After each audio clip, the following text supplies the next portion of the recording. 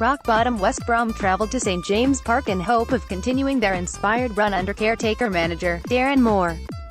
The boss said how he would refuse to contemplate what might have been for his side this season, as his team clung on to their Premier League status after yet another recent victory.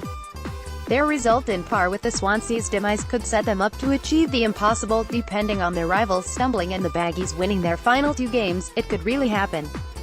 Embed from Getty Images. Newcastle have seemed to have switched off since securing their Premier League status, which was achieved in their victory against Arsenal.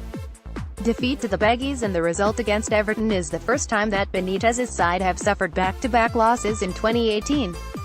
The games started with a surprisingly low tempo, considering one of the teams had to win to avoid relegation. The first chances were forged by the away team, James McLean and Solomon Rondon's efforts both being placed wide, before the ever-impressive John Joe Shelvey unleashed a shot from the edge of the box, which sailed high and wide. Moments later, Albion seized the first goal in the 29th minute. A simple goal, but a great finish. It was Livermore who created the goal, stabbing the long ball over Newcastle's backline to Matt Phillips, who set himself and crashed home past Dubravka. Once again, the Baggies were looking well-drilled and organised as they seized the initiative over 10th-placed Newcastle. Minutes later, Albion could have been pegged back. Embed from Getty Images. A swift move from Newcastle ended with the Brazilian Kennedy nicking the outside of the post, forged through a gorgeous 1-2 with Perez on the edge of the box. A let-off for the Baggies. After a lackluster start, the half ended with action.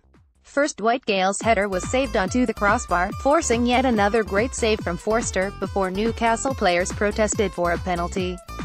Immediately after all this, Rodriguez, who had been quiet, was up at the other end and tested Dubravka, who saved well. The half ended with the visitors in front, just Phillips' header separating the two sides.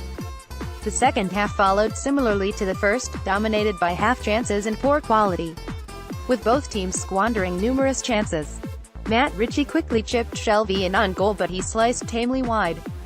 After 61 minutes, Rondon picked up on a loose ball, but he also squandered the chance, lashing the ball over bar while leaning back. Benitez's second substitution was Slimani for Dwight Gale, an interesting one, as Rafa tried to change the dynamic of the game. The biggest chance of them all fell to Joselu.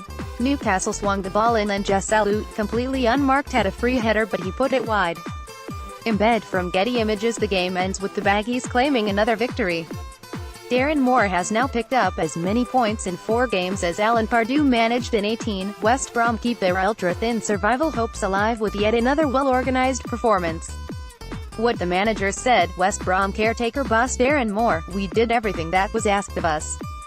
We came to a tough arena, against a good team, and we needed to perform well to come away with the result. I was pleased with the result. It was a good, solid performance. We could have scored more goals, we had plenty of chances, and after we scored, our defense was resolute too.